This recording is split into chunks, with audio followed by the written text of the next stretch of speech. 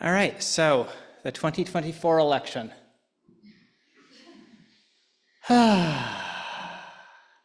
So what actually happened? Can you do the next one? So yeah, this is not 2016. This is not a very close election where Republicans squeezed through in a couple of states. This was a national popular vote victory for the Republican Party, little under 2 points probably when all of the votes are counted. They will have a governing majority, 53 senators, looks like about 221 House members. This is, I guess that could have been worse. The House Democrats did outperform Harris. So did senators in a number of crucial states. It's, it was a close election. It was just a loss. And as I will get into here in New York City, it was more than just a loss. It was an absolute and total wipeout. All right, yeah, so to start, we need to zoom out, no further. That's the joke on the slide. So across the developed world, across the first world nations, over the last 2 years, where, I got another next slide. So areas that had inflation in 21 and 2022, areas that had not experienced significant inflation since the 70s and 80s. In all of these countries, incumbent parties got beat badly. And one thing, you can't see it super clearly here, maybe if you're online, maybe you can. This is happening to parties of the left, the right, and the center. The Democratic Party here, one of the least bad defeats. If the Democrats had seen what happened to the Socialist Party in Portugal or the People's Party in Austria, we'd be talking about 56, 57, 58 Republican senators, massive House majorities. So as these things go, this was, better than some.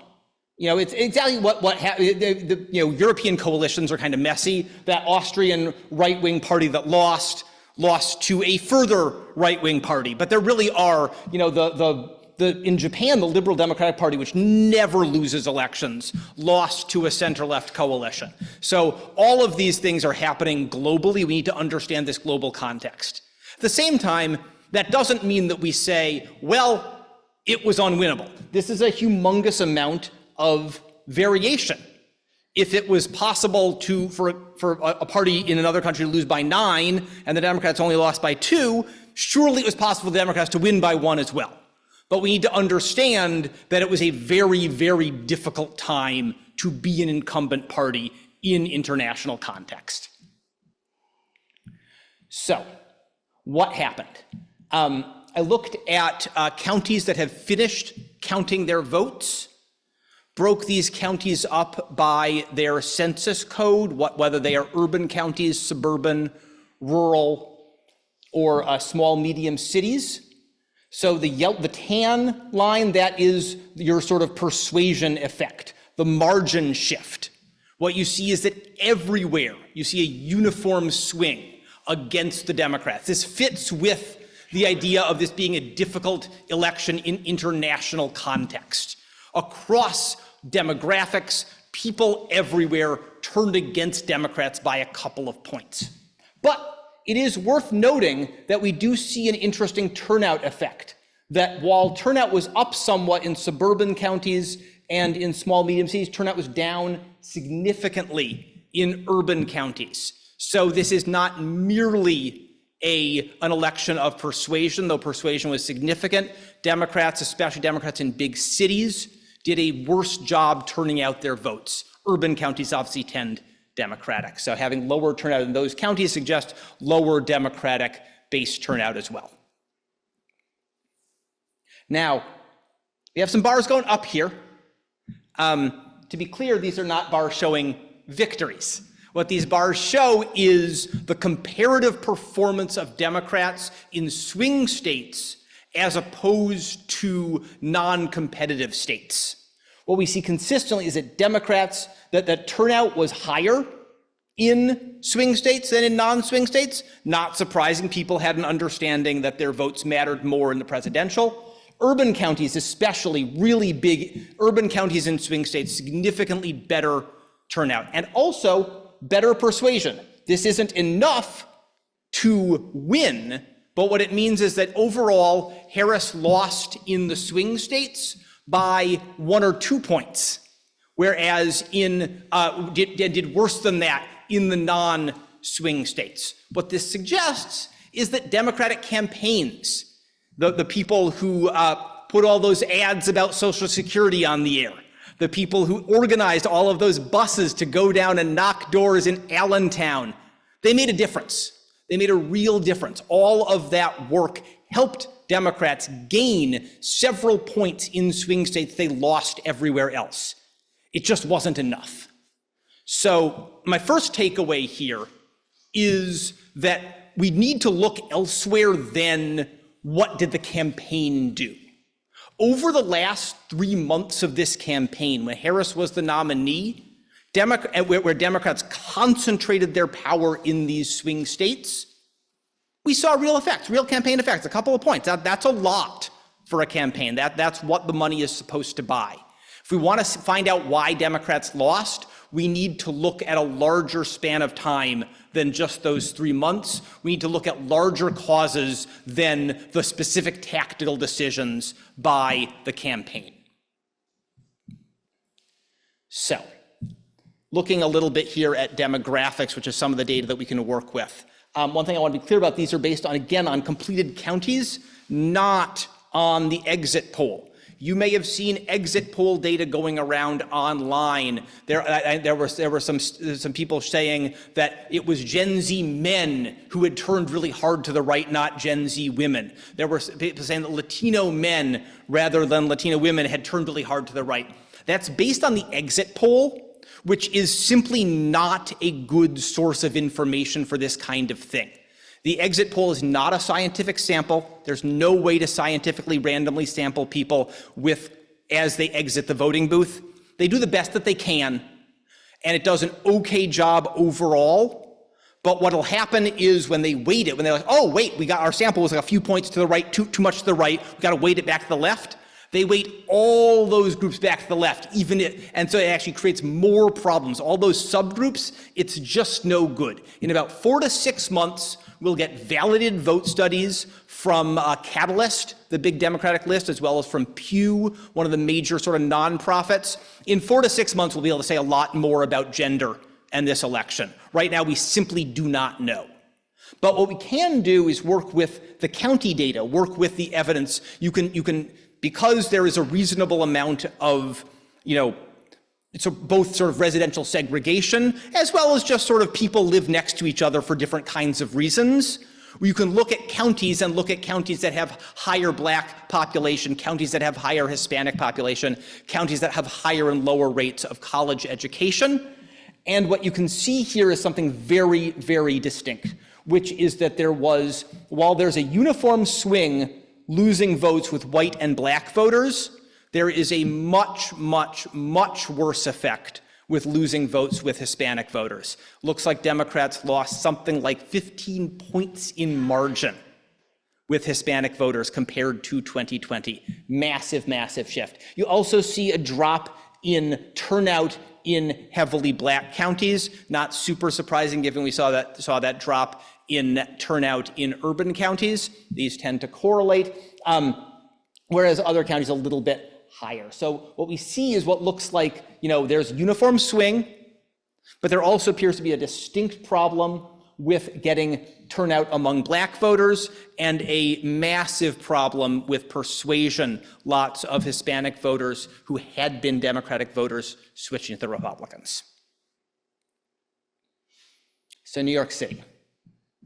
I did this talk back in 2022. What I said back in 2022 was that things had gone okay nationwide. We had staved off the worst of it. Democrats had done reasonably well. But that was not the case in New York City, and that was not the case in New York. We had a massive shift to the right in New York City and really sort of expanding out into the tri-state, the suburban counties of New York City, both in New Jersey and Connecticut, as well as Long Island and up into the Hudson Valley, all places where Democrats lost ground. And the story there was, things are okay, but we've got this really big problem. And 2024 was like 2022 in New York City, happened everywhere. This is, as you can see, you can just draw a straight line right through that.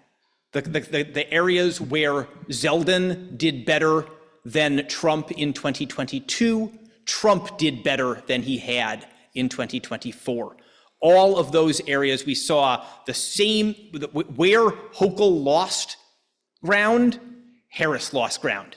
It's the same map.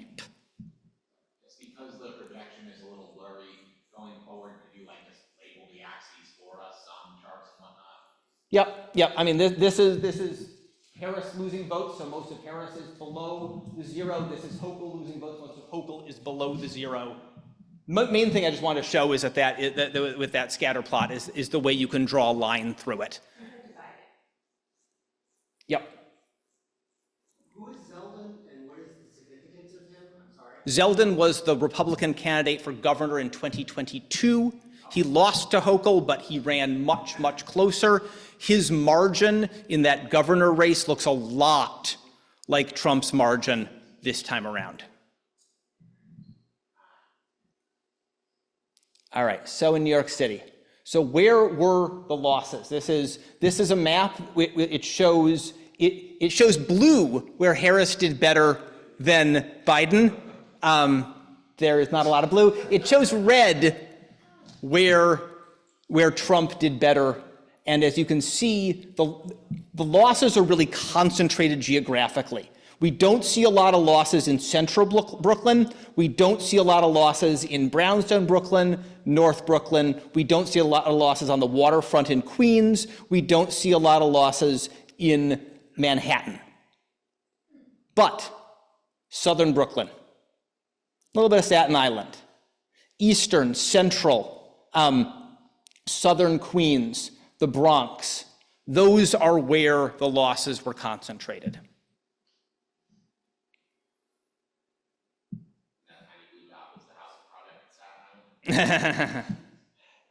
Yeah, it's a little bit. There's a little bit of funky mapping, but yes, there were a couple little places in Staten Island where I think the story basically is just that Trump did so well that he couldn't lose too much more.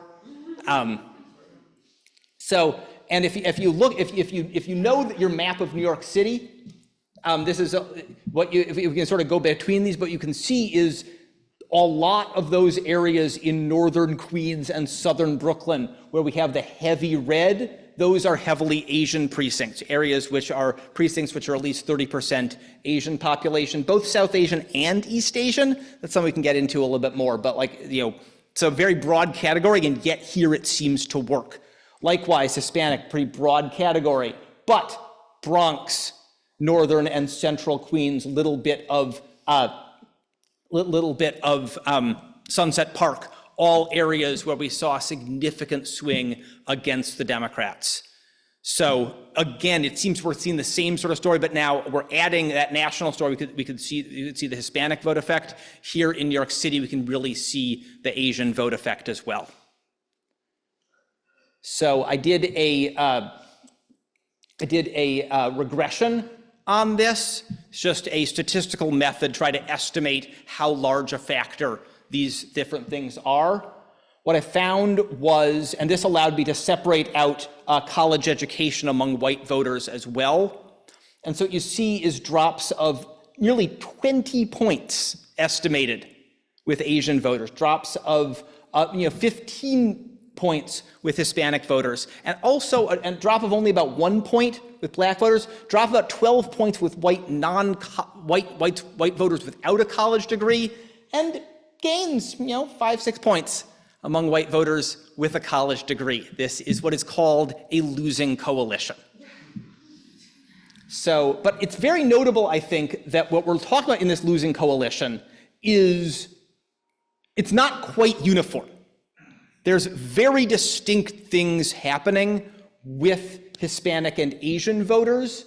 And as I said, while we do appear to see a drop in Black turnout, we do not see nearly as much of a shift in vote preference, much more turnout than persuasion there. And so, yeah, I went back and found the heavily white non-college precincts. And again, chunks of southern Brooklyn, chunks of Queens, a little bit of northern Queens. Again, areas which were heavily red. So these are our sort of three demographics where Democrats lost, where we had concentrated lost vote share, and where the big losses in New York City were found. So you can't read this, and that's okay. What I wanted to look at then was, okay, what about our local candidates? What do we see people doing well? And what this shows, you see most of these bars go to the right. That shows Democrats running ahead of Harris. Local Democrats almost everywhere ran ahead of Kamala Harris. Just for clarity, is this like every race or just like the House, the Assembly? This is state Assembly, state Senate, and a representative in Congress. This is excluding races where there was not an opponent. But there's a but. There's a big problem with this data, and I think it points to something about this election as well. There is a massive Trump undervote. One of the top 5 on that last chart was Jamal Bailey, the Bronx Party boss, state senator. He ran way ahead of Harris, but he ran ahead of Harris in this really, really weird way that is indicative of something that we see a lot. He actually got fewer votes than Harris. That's normal. There's a certain amount of undervote. A certain number of voters come and they vote for president. They don't fill out the rest of their ballot.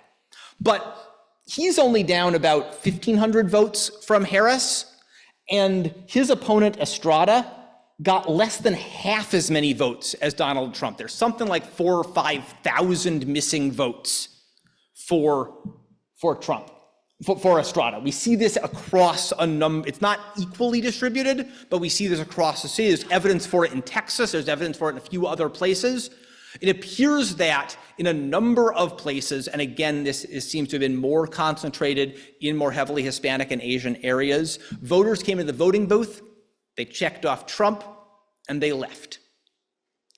This is we see sort of evidence of this class of voters in some of the polling. People who just were not paying that close attention. People who are not plugged into a political party or really into politics hardly at all, who had some kind of vaguely positive feeling about Trump, some vaguely negative feeling about Biden and Harris, and so they did this. And I think that what we see here is evidence of, in particular, and this is across demographic groups because we see it everywhere across the city, but a certain kind of loosely affiliated voter, a certain kind of loosely connected to politics voter who voted for Trump. And so one of the reasons that down ballot candidates did better is that those voters did not continue on to vote for the Republicans. Is that indicative of the strength of our down ballot candidates? I don't really think so. Is that indicative of these voters being winnable? Of there being a class of voters that Democrats should pay attention to? Are these voters who are lost forever? Clearly not. So I think so what I did then, I would say, okay, what do we do with looking at the Democratic candidates? And so I created a statistic that looks at merely how the candidate did compared to Harris, rather than their margin, and accounting for the fact there's always going to be some undervote.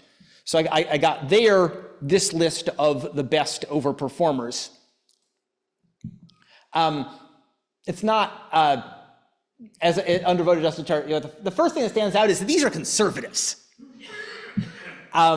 So Joey Cohen-Saban in southern Brooklyn, who did, there's also an effect here very clearly with Orthodox Jewish bloc vote. He managed to win over a number of the Orthodox Jewish communities in the 45th Assembly District, ran way ahead of Trump. Something similar appears to be going on in Sam Berger's district in Queens, a little bit of that also in Joseph Abado's district in Queens. We have William Colston, who is basically a Republican, but he ran way ahead. And we see very, very few candidates that you would consider to be left or liberal in the top group. I think the most interesting two are John Liu and Ron Kim, both in heavily Asian districts in northern Queens. I think that what we see there, neither of them is on the right of the Democratic caucus, and they managed to maintain some kind of strong personal brand, managed to maintain some kind of connection with voters. So what do we make of this? I will note that Yuan Chu and Chris McCrate are both on this graph, the two candidates we spent a lot of time supporting in southern Brooklyn from NKD and from a number of the progressive clubs. These are not, world-beating performances, and they did lose, but they did do to some degree what they had to do in a better world. Maybe they do better. The other notable thing in both of those races, especially in Yuan Chu's race, is that the Republicans did a better job of translating their down ballot. Trump voters were more likely to vote for Steve Chan against Yuan Chu. Trump voters were more likely to vote for Alec Brooke Krasny against Chris McCrate than they were in some of these other races. One thing I talked about in 2023 when I did this, and I said we did okay in 2023. I said I was very concerned that it looked like it was a turnout effect. Democrats did a really good job turning out their base in an off-cycle election, which is something you can absolutely win on turnout in an off-cycle election. There wasn't a ton of evidence of persuasion gains. It looked like mostly turnout gains. And one thing that was notable there as Democrats sort of held serve across the city was that Republicans were pretty darn incompetent. Republicans did a bad job raising money in these local races. In a number of local races, Republicans ran multiple candidates for no apparent reason against Democrats and lost those races. I think in southern Brooklyn, what we see is some effects of Republicans getting a little better at this, which is very concerning. Question. How much effect do you think the Democratic Party here in the city? Yep, I think. No, the question was, to what degree can we look at Eric Adams as a particularly pernicious figure here for Democrats? What is the Democratic brand like in the city because of him? And I think it's very clear Democrats did worse. The uniform swing against Democrats in the city was worse than the uniform swing nationwide. I think that. It's very clear that things are worse in New York City among all voters, and I think that that is certainly a plausible story. I'm going to get into that a little bit. Another question. Who was working elections in South Brooklyn? All of the opposition I saw was tying all of the Dems to Hochul more than Adams. I don't know if that matters. So saying that what you saw with volunteering and working on campaigns in southern Brooklyn was that Hochul was much more the target of these attacks than Adams. I think that generally speaking, the Democratic brand in New York City is really, really bad. Really, really bad. All right. So what are my takes? And I start with the dialectic. This is bad. This election. I can't stop saying that word. At the same time, this election happened in a very, very negative context, and it is very likely that the next election will happen in a more favorable context for Democrats. There is a very clear effect that political scientists call thermostatic public opinion, which is that at elections, voters go and they're like, it's a little bit too hot here, I'm gonna make it colder. And then it gets colder. Oh my God, I do not like how cold it is. I'm gonna turn it back up. And this keeps happening, cycle after cycle after cycle after cycle. And so I do think that we should expect the next cycle to be better. even as this one was bad. But I think we need to think about what it means in a bad cycle, because, you know, we do not get to live in a world where when Democrats lose elections, you know, merely some bad stuff happens to some government programs.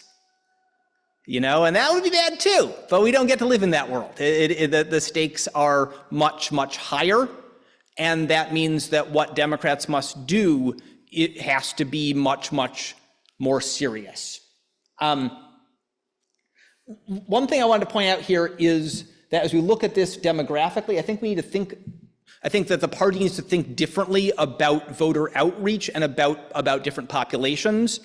I think that traditional categories of ethnic, racial analysis, thinking about sort of populations that are the Democratic base and the Democrats need to turn out their base. This does not work in a world where you see very, very different kinds of responses to the Democratic message and to the Democratic Party among different ethnic and racial groups.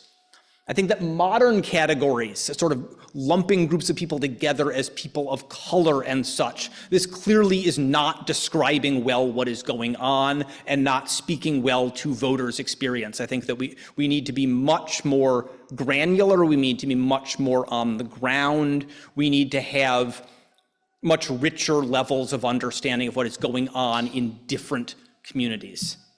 Question.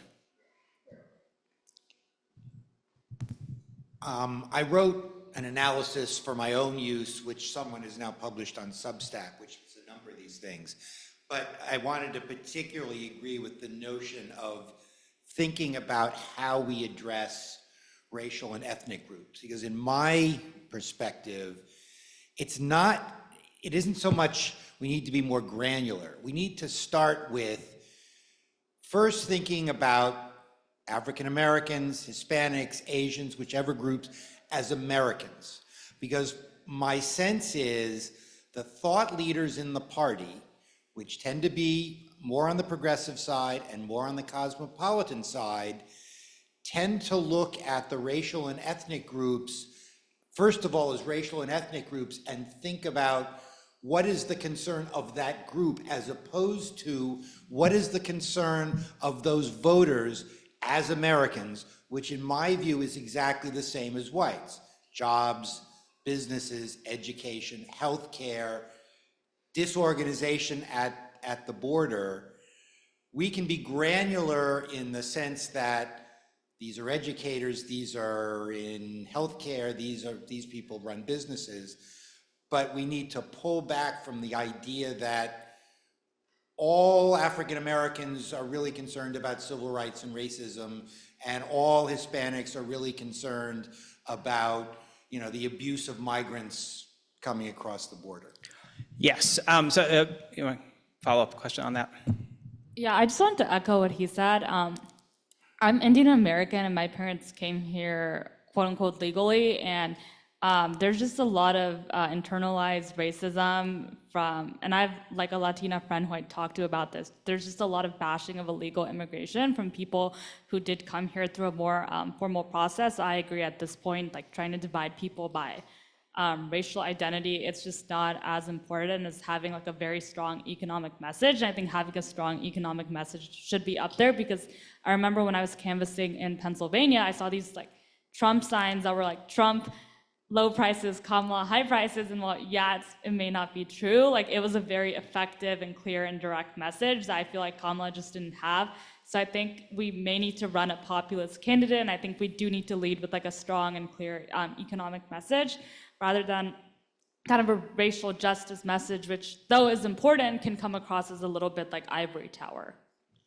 Yeah, so both those points, I was sort of, this is, again, I really appreciate that, because both those were very much sort of getting to the dialectic here, which is that at the same time as we see these clear differences in vote by racial group, we see really interesting commonalities as well. That, you know, I've been using these categories Hispanic and Asian, which are massively capacious, massively different experiences of, of Southeast Asian Americans, South Asian Americans, East Asian Americans, and within those groups, vastly different experiences of class and so on and so forth. And yet, that category works. And the fact that that category works, I think, tells us in some ways less about, Asians as a whole, and more that a whole lot of people who have some amount of shared experience are seeing something very similar. And the fact that those votes are moving kind of in the same way as white non-college votes points again at this question of where are Democrats losing votes. And I think that it is both, that it needs to be both a focus on what are the peculiar concerns in areas where Democrats are losing the most votes, and also, this is like the dialectic of it, what are the things that unify all of those areas where Democrats are losing votes? And what are the stories that apply to all of those people? And I think that, when you take a loss like this, it requires doing both.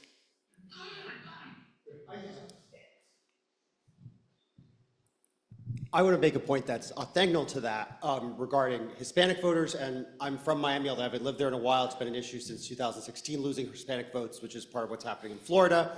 And this is Asian voters also maybe applies a different linguistic environment and a different media market. So it's actually a big part of the issue is that we're not having this conversation in English. We're not engaged with those with groups that are in different media markets, aside from the issues. It's sort of orthogonal to that purpose, and I agree with you on the issue side of it, that the lumping together is no longer the salient thing. This is not working. Thanks. Yeah, so I didn't want to get too much into questions of messaging. I think that one, it's just, we'll have better data in 4 to 6 months on what voters were really thinking when they went to vote. It's very frustrating that we don't have really great data on what voters were thinking when they went to vote right now, but we don't. And it's gonna be several months before we can start to understand that better. I do think that it is important. The thing that I would emphasize is that it's very important, I think, to distinguish between what did the Harris campaign's messaging do, which our best data suggests was reasonably effective, and what was the story that Democrats were telling the nation for years and years and years, which I think we can see was quite ineffective. I want to have some separation between those 2 points when you're thinking about those 2 points. So think about local candidates.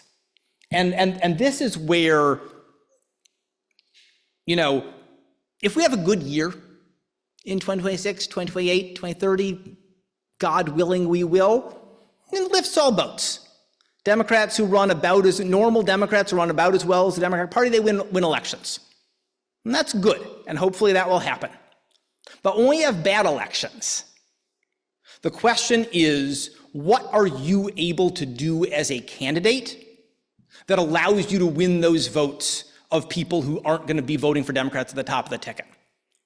And I think that we need to acknowledge here, as this is a progressive club, that is where I am politically, that it is clearly a lot, at minimum, it is a lot easier for conservative Democrats to distinguish their brand from the party than it is for other people.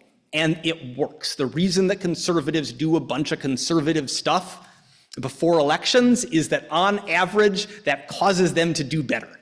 And I don't love it either, but that's what this shows. I do think that does not the only way. We see candidates who did this. I would say that frustratingly, we do not see a lot of candidates who are really distinctly progressive, leftist, liberal, managing to outperform the party in the same way in New York City. Alexandria Ocasio-Cortez did above average, but she was not in the top 25. Some of the people who did quite badly. George Latimer actually did like horribly by this statistic. So it's a mix. I don't think there's very little evidence that being a leftist is worse than being a liberal. But we're not seeing a lot of liberals and progressives and leftists who are able to, in this environment, run well ahead of the party. And so what are people doing? And I think that this is an area where we need people trying new things. And this is where I want to finish with the question of the Democratic Party, because that our club is a reform club. We think about what is the Democratic Party doing.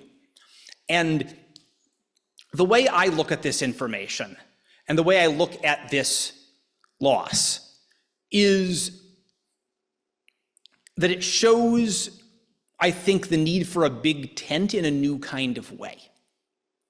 I think we need to acknowledge that conservative Democrats managed to stave off some of the worst losses. And it was people running more conservative campaigns who managed to hold some of those House and Senate seats. At the same time, the party cannot, a minority party cannot win by cutting off other parts of it. We need every single voter, and we did see real turnout losses. The questions of base turnout were real in this election. And so we need to be able to do both. But more than that, I think that a big tent party is more than just we need the right wing of the party and we need the left wing of the party. I think a big tent party is we need to be developing candidates who do different things. The thing that makes Ron Kim a successful candidate in Northern Queens is somewhat orthogonal to right and left. The thing that makes a lot of these candidates good at what they do is different.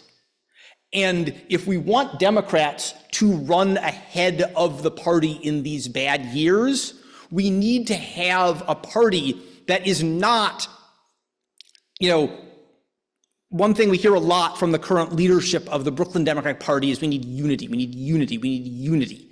And a unity that is just mashing everyone together into saying the same, agreeing with leadership on all of its things, that's not a party that's going to be able to succeed in these environments. And at the same time, that's not a party that's going to be able to develop the candidates and the messages that will be successful in 2 and 4 and 6 and 8 years. Those are things that right now we don't know. One of the things that when you take a loss like this, it means you have to rethink that. And we're not going to come out of something like this with the answers, but I think that we need a Democratic Party that is lifting up Democratic candidates, developing Democratic candidates and leaders who do a lot of different things. And that's really the value of a big tent, much more than it has a right and it has a left, and sure it does, but it's just got a lot of internal diversity, and we find out what works. We find out what works maybe specifically in Northern Queens. We find out what works maybe specifically in Southern Brooklyn. Maybe we find that thing that works in Northern Queens also works in 5, 6, 7 other different areas, and suddenly it becomes a new way of running as a Democrat. And we're not going to find that unless there is a big tent party that's lifting up people trying those different things. So that's my sort of story about what the Democratic Party can learn from this. Thank you all.